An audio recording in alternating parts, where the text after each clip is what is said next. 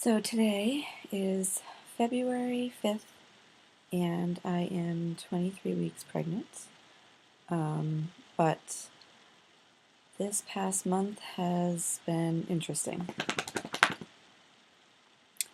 So, this is going to be a bit of a recap of the past few weeks.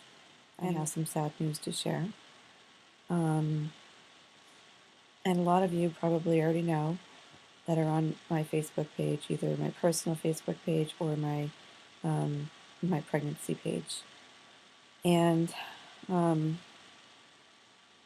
weeks ago, Friday, on the 24th of January, we had gone in for another ultrasound, and we ended up losing one of our baby girls. So, like I said, it's been almost 2 weeks now, and it's taken me this long to be able to gather myself enough that I could do this video. I have come to terms with it, and losing her probably saved her sister's life. So that is kind of where I've made peace with it. All right, so let me backtrack. So on January 8th, my husband came home from Key West, which, if you've been following me, you know that he is away um, on all of the even months. He spends his time in Key West as a musician. He plays full-time at Irish Kevin's down there. And on the odd months, he comes home and he usually plays locally. This month, he had been planning to take off all month from singing to get his voice rested. He was even planning to not speak very much this entire month. That didn't happen. So prior to that, our last ultrasound was in December, and when we scheduled our next appointment, I scheduled it for the first day I could when he was home. So January 9th was our first ultrasound appointment from when he was home in, November, not December. So, and as far as I knew, everything was fine. When we had gone in for the ultrasound, I had started to feel movement in the couple weeks prior, as I probably mentioned in my 21-week pregnancy vlog. So I had started feeling movement, and I was all excited about that, so that was great. So we went in for the ultrasound, and it was our anatomy scan. I wasn't really quite aware of that when we went in there, that it was our anatomy scan. But when we got there, sorry, I have to turn this phone off. It's fine. It's going to keep beeping. But anyway, so it was our full anatomy scan, so that was cool. So we got to see a lot of the structures, and it really started to kind of become like a full reality that I had two babies in my stomach, and they looked like babies with full arms and full legs, and they looked full grown almost. So, like I said, it was our full anatomy scan, and we were excited to see all of the structures, and getting to see like where the kidneys were, the heart was beating, and all of the chambers, and seeing the structures of the brain, and seeing actual full size, what looked like full size bones and things like that. And it was a longer appointment, and which I knew once they told me it was going to be the anatomy scan that it would be. So we went along, doing all the measurements and all that kind of stuff. The ultrasound tech stepped out, and she said she was, she would send the doctor in, which was normal. That is what happened last time. But she was gone a long, long time. And there was a flicker that went through my brain of why is she taking so long? I wonder if there's a problem. So she came back in and she said, "Oh, I have to do a couple more measurements." So she did a couple more measurements, and then she left again. And I was like, okay. So, oh, right, I remember because she had done she had not done the measurement on heartbeat of baby B. Um, so I said to my husband, I was like, that's weird. She did the measurement for baby A's heartbeat, but she didn't tell us what the heartbeat was for baby B. So when she came back, she said, "Oh, I'm sorry, I forgot to do some measurements." And I said, "Yeah, we didn't get on baby B's heartbeat." So she did baby B's heartbeat, and then she did another measurement, and then she left. And then she was gone again for quite some time. And then she came back in, or she didn't come back in, the doctor came back in. And immediately I could see it in his face that there was just something wrong. He just kind of had like this, like, kind of thing going on in his face. And he says to us, so baby A is measuring behind. And I said, okay, how much behind? Now, I've always heard, anything more than 10 days is kind of a concern. And he said she's approximately 2 weeks behind. And my heart sunk. And I was like, oh my gosh. I'm like, okay, what does that mean? She was kicking all over the place and seemingly very active. Hold on. So I needed some more information. So he was filling me in, but of course my mind was racing. So what he told us was that he was concerned about her ventricles in her brain, and that they were enlarged. And at the time, I had no idea what any of this meant.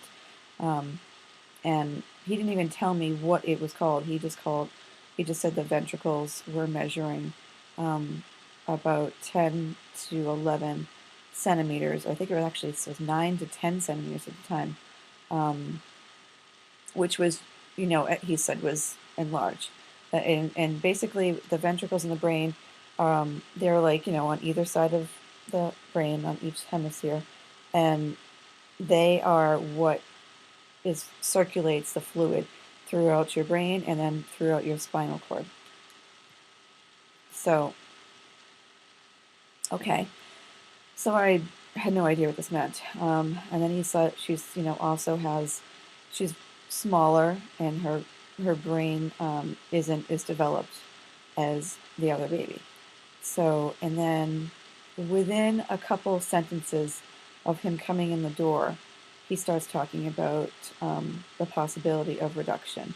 And I lost it. I was like, what are you talking about? Like, why? She still has so much more further to go in the pregnancy. Why would you even, go there?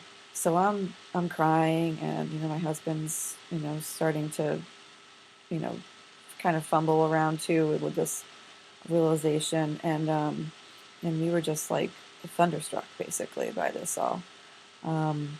So he did another ultrasound himself, and was doing some measurements, and he said that that his measurement was a little bit bigger as far as the enlargement of the ventricles. So after that whole scare part, he was like, so at this point, we want to send you in for further testing. So he had us go to talk to the counselor at the hospital that we were at, and she said that she had already called Children's Hospital and had set up some appointments, or had like possibility of set up appointments for us, which one would be with a neurologist, and another one would be we would have an MRI, and then we would have another ultrasound and meet with a neurologist. So this was Thursday, the 9th, and the doctor's appointments were going to be on the following Monday. So, okay, so we agreed that, absolutely we would definitely do them as soon as possible. And that was that. We didn't know what the heck we were dealing with at that point. And I didn't really know what I was dealing with until the next day when the finally a nurse contacted me from Children's Hospital, or a scheduler contacted me from Children's Hospital. Actually, it was a nurse, because I had to go through kind of like a check-in process where she asked me a bunch of questions, my health history, my husband's health history, how my pregnancy has been going, all those kind of things. So, and then she said to me, what you have is called, what your baby has, I should say, is called a mild ventricular megaly. And I had no idea what she was talking about. I'm like, oh, okay, like we didn't have a name for it. So that's good. And I said, is this something to be concerned about? And she said, it's definitely something to be concerned about, but it's very mild, and a lot of babies just outgrow it, and most don't have any issues after they're born. So I was like, oh my gosh, why did the prior doctor scare the crap out of us when it's something so mild that it shouldn't be that big of a deal? So, yeah. So I was relieved beyond belief that it was something mild, and that we were just doing some extra testing just to make sure. So, okay, great. So, of course, she tells me, don't Google it, because you're going to find a huge array of different things, because there's something from mild, and then there's something, they go way out to major. And, if you have the major issues, basically what happens is if the ventricles are enlarged, then that takes up the space where the brain matter would generally develop. So that could impact things like speech, walking, talking, hearing, sight. I mean, you name it, anything. So, in the extreme cases, children are born with a whole slew of issues. So, she said, go to the Children's Hospital website and look it up. This hospital is one of the best in the nation for dealing with this. And so now I'm like feeling even more better about it. And she said, we've done studies. People come to us to learn about them. You are in the best place possible. So I was like feeling really, really, really, really good about this. So I had stayed home from work that day after, because I was just too emotional. I did still work on Friday, but I didn't think I was capable of actually talking to people. Um, everybody knew that I was going in for this ultrasound and was excited for my results, and yeah. So I worked from home. So we go into Children's Hospital on Monday. We get the MRI. We get the ultrasound, and then we talked to a fellow that came in and also did some work on us. And they were finding the same kind of findings, but they were also still very, it's mild, not too much to worry about. We're going to have you meet with a neurologist on Wednesday. So let him go over everything we do today, and then he'll have some more information for you. So I'm like, okay. We got some great pictures of the babies when we were there. They gave us an amazing MRI. Okay, so in this picture, this is baby B, and this is baby A, and you can very much see the difference in size. And you can see that her sister up here, baby B, is like kicking her in the head. Wonderful. And you can also see the difference in brain structure here. Now, they told me that, different slices of MRIs will only show certain things, so that doesn't necessarily mean things, but later on at other appointments, they did point that out to me. Like, also, you'll notice that they don't have arms in this picture, but that's not true. It's just the way that the picture was taken. So, fast forward to Wednesday, we go in to meet with a neurologist, and the neurologist didn't really have a whole lot of information, more than what we had already heard. He was concerned with her brain not developing as fast, and he said that there was a few factors. One, she was about 2 weeks behind. 2, her cranium was small. 3, she had the enlarged ventricles. And because of the enlarged ventricles and the small cranium, that left less space for her brain. He said to us, now, you know what? She could just continue to grow at 2 weeks behind, and she's just going to be a smaller baby. Multiple pregnancies often have one baby that's bigger and one baby that's smaller, and this just might be her path. So, but at that point, he's like, I don't have enough information to go on. So he wanted us to come back again in about 2 weeks to do a follow-up, to do a comparison. But it didn't work out for us to come back in 2 weeks because of his schedule, our schedule, my husband's schedule, and the fact that at this point we were 21 weeks and he wanted to have this all wrapped up and said and done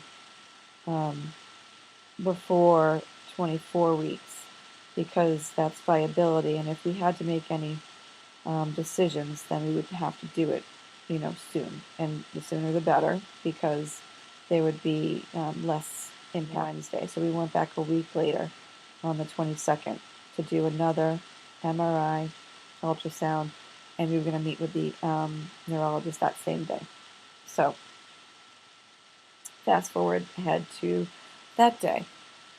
So, now kind of having been armed with this information, I was feeling a little better about it, and that, everything was going to just resolve itself, and that she was just going to be a smaller baby, no big deal.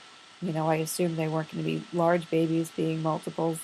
So, that was kind of where I was finding myself in the whole big scheme of things. So we went in for the more information, more ultrasounds. It was a long, long day. And we met with the neurologist after everything was said and done, and she had fallen almost another week behind. So she was now about 3 weeks behind. And the neurologist was very, very concerned. More tears, more heartache, more confusion. But, he is a neurologist. He is not somebody that can talk to you about what he thinks it's going to do in the long term of the pregnancy.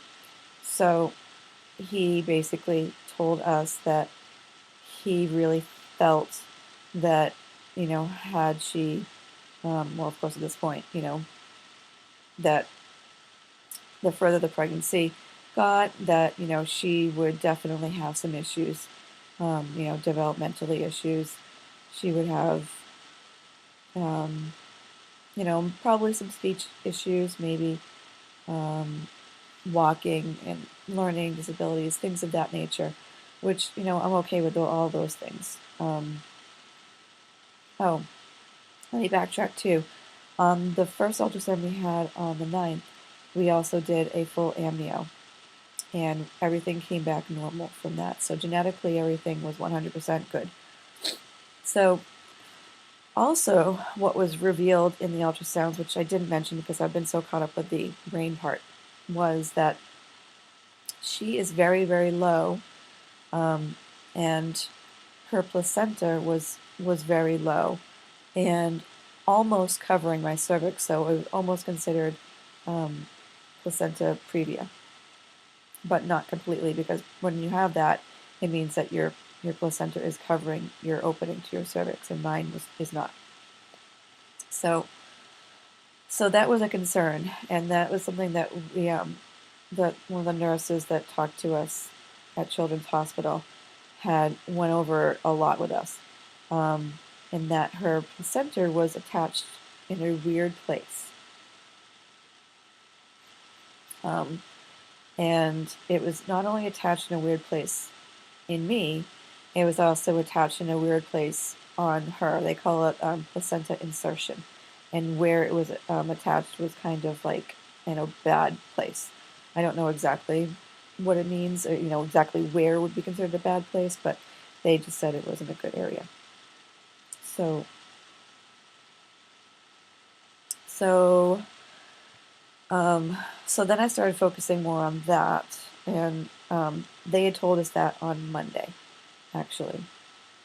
And so I started asking the neurologist about that, and that was kind of the stuff that he wasn't 100% sure about. And he said that that was something I needed to talk to the doctors at my advanced fetal care back at the hospital that I was at first time. But that he thought it must be somehow connected with her slow growth and everything, and that she's just not getting enough nutrition. So, and that's what's holding her growth back, because if it was anything that I was doing, it would be affecting both babies. So, and genetically, everything was fine. So, all signs were pointing towards there being a placenta issue. So, so now fast forward to after that appointment, I called back to the other doctors, the other hospital, and talked to the counselor down there. And she said, okay, we want you to come back in on Friday, and Friday will be a day after 2 weeks from when we first had the first ultrasound on January 9th. And that is a what they would generally do for a comparison of anatomy scans. So, okay, so we went there on Friday, January 24th. And we got there and we did another ultrasound, and this is where everything started to go downhill. They confirmed that she was 2 weeks behind, and that the placenta was not functioning. It was functioning very, very minimally, and she was basically not getting nutrients, which was what was basically causing all of the issues. And then she passed away. So, they told us that had she made it past 24 weeks, and, we were monitoring her, and if anything had gone wrong and she was in distress, that they would have had to have delivered both babies. And, we could have had some very premature children, and had, by the way things were going with her, which baby A, we named Abigail Grace, and Abigail would have probably been born with a multitude of disabilities, not mild. And then we would have also had a baby that was developing quite normally and technically ahead of the game.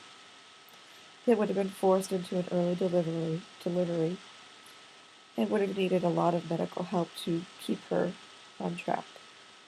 So, Abigail's passing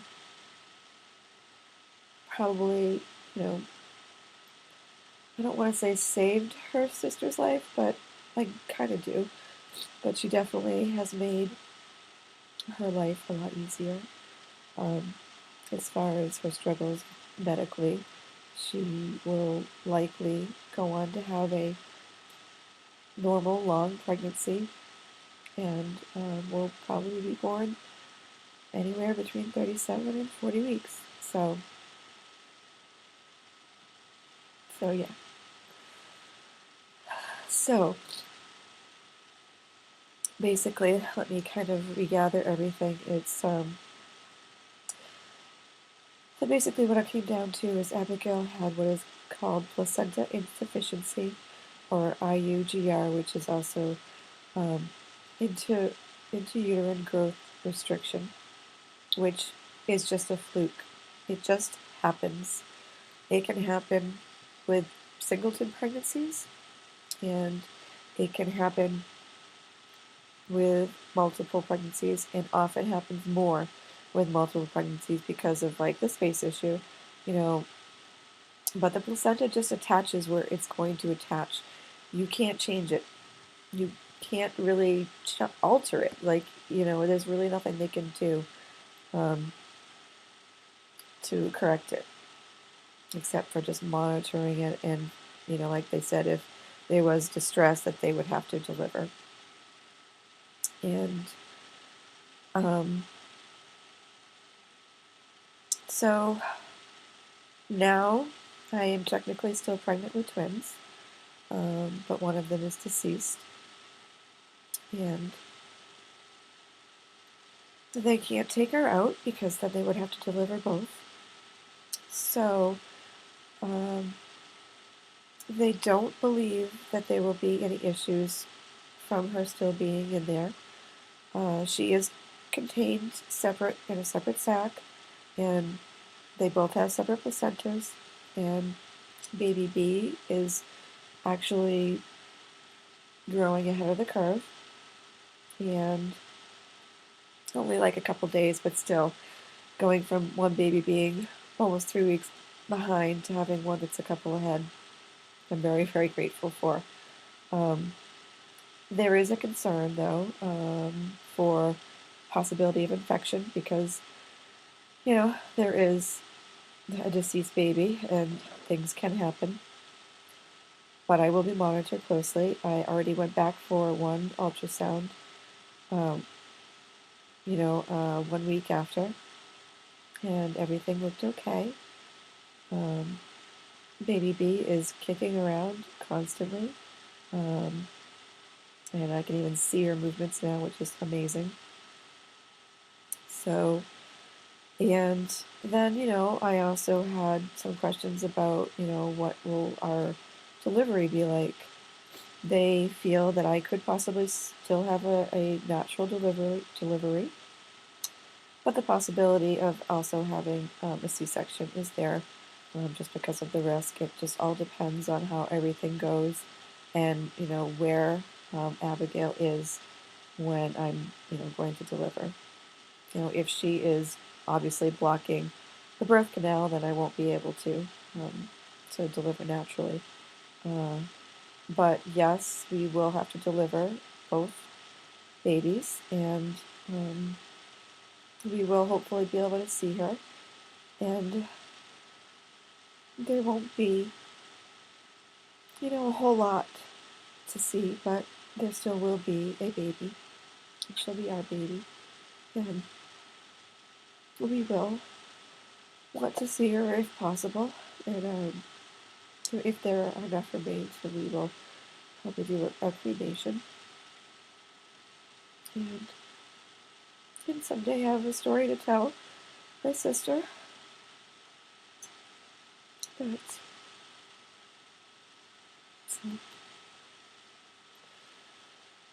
so yes, so it's been a hard month.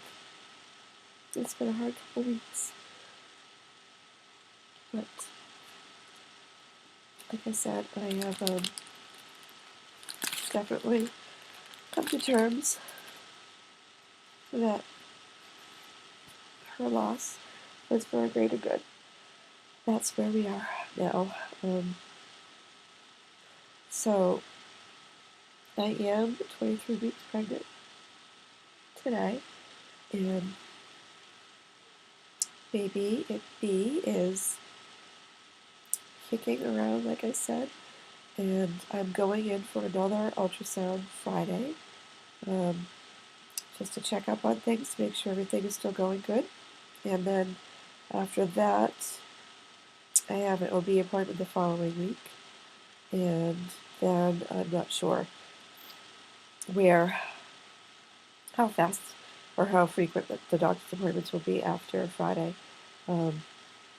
So I will keep you posted, but please say a prayer for Abigail, and also for baby B, that everything continues to go well for her, and that we make it a full-term pregnancy.